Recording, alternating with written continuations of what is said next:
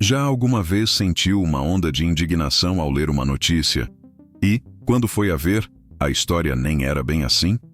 Ou comprou algo por impulso só porque toda a gente parecia estar a usar? Se a resposta é sim, você não está sozinho. Mas já parou para pensar, por quê? Bem-vindo à mecânica do rebanho, um fenômeno onde as nossas emoções são compradas e vendidas, e o nosso pensamento crítico é deixado para trás.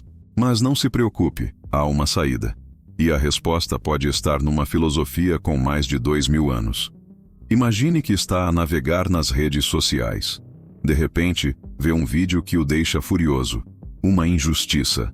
Sem pensar duas vezes, partilha, comenta, entra na discussão. A sua pulsação acelera. Sente-se parte de algo, uma voz contra o mal.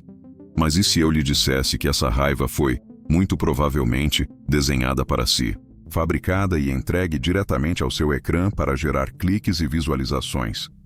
Este é o cerne da economia da atenção. A sua atenção é o produto mais valioso do século XXI.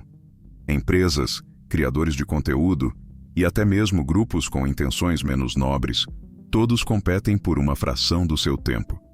E a forma mais eficaz de capturar a sua atenção não é com lógica ou factos, mas com emoção. Medo, raiva, indignação, euforia. São ganchos perfeitos. Quando estamos emocionados, a nossa capacidade de pensar de forma crítica diminui drasticamente. É como se o nosso cérebro racional tirasse uma folga. É aqui que entra o efeito manada. Os seres humanos são criaturas sociais.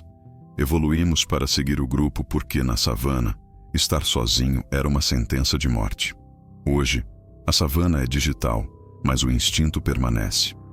Quando vemos milhares de pessoas a partilhar a mesma opinião fervorosa, a nossa tendência natural é concordar.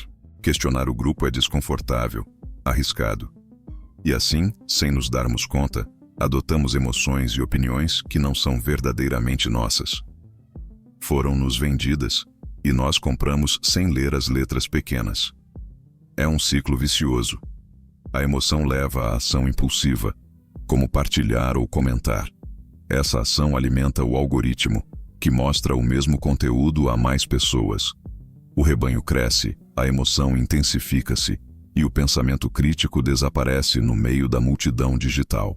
A polarização aumenta, as nuances perdem-se, e ficamos presos em bolhas de confirmação, convencidos da nossa retidão moral, enquanto somos, na verdade, marionetes num teatro de emoções pré-fabricadas. Canais obscuros, os chamados Dark Channels, especializam-se nisto, usando a manipulação emocional para espalhar desinformação e criar discórdia, muitas vezes com objetivos políticos ou financeiros bem definidos. Eles não querem que você pense, eles querem que você sinta e que reaja. Então, como quebramos este feitiço? Como recuperamos o controle da nossa própria mente? É aqui que os antigos filósofos estoicos entram em cena. Homens como Sêneca, Epicteto e o imperador Marco Aurélio viveram num mundo igualmente caótico, cheio de intrigas políticas, pragas e pressões sociais. A sua filosofia não era um exercício acadêmico, mas sim um manual de treino para a vida. O primeiro princípio estoico fundamental é a dicotomia do controlo. Epicteto, que foi um escravo antes de se tornar um filósofo influente, ensinou que a chave para a tranquilidade é distinguir entre o que podemos controlar e o que não podemos. Não podemos controlar o que os outros dizem, as notícias que aparecem no nosso feed ou as tentativas de manipulação. Mas podemos controlar uma coisa: as nossas próprias reações, os nossos julgamentos e as nossas ações. Quando sente aquela onda de raiva a subir, o estoico perguntaria: isto está sob o meu controle? A emoção inicial não está, mas a forma como você age perante ela, isso está inteiramente nas suas mãos. Marco Aurélio, talvez o homem mais poderoso do mundo na sua época, escreveu no seu diário pessoal: as meditações. Você tem poder sobre a sua mente, não sobre eventos externos. Perceba isso e encontrará força. Quando o algoritmo lhe apresenta algo chocante, lembre-se desta frase: o objetivo do conteúdo pode ser sequestrar a sua mente, mas você tem o poder de não o permitir. Faça uma pausa, respire. Em vez de reagir imediatamente, questione. Qual é a intenção por trás disto? Quem beneficia da minha raiva? Esta informação é completa e verificada. Esta pausa é o seu superpoder. É o espaço onde o pensamento crítico renasce. Sêneca, um conselheiro rico e poderoso, falava muito sobre o perigo de seguir a multidão.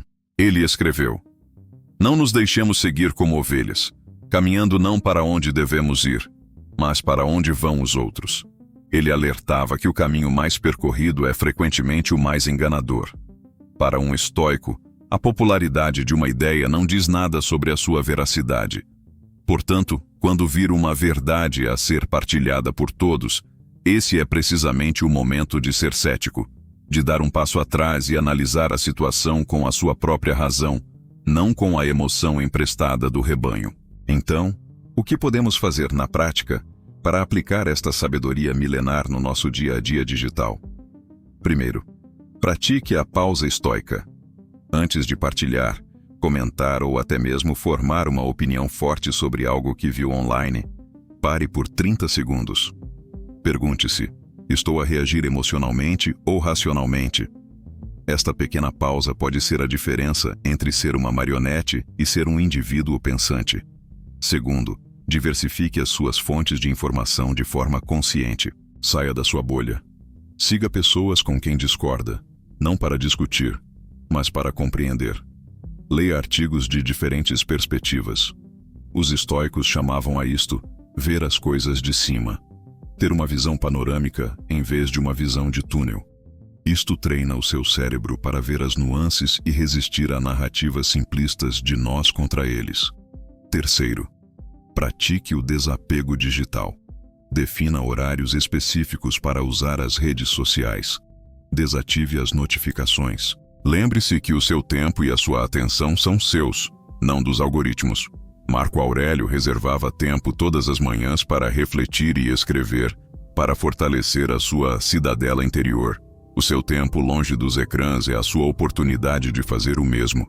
Use-o para ler um livro, caminhar na natureza, conversar com um amigo cara a cara. Atividades que nutrem a sua mente em vez de a explorarem. Em última análise, combater a mecânica do rebanho não é sobre tornar-se uma pessoa fria e sem emoções. Pelo contrário, é sobre escolher as suas emoções. É sobre garantir que a sua raiva seja dirigida a injustiças reais e não a provocações fabricadas.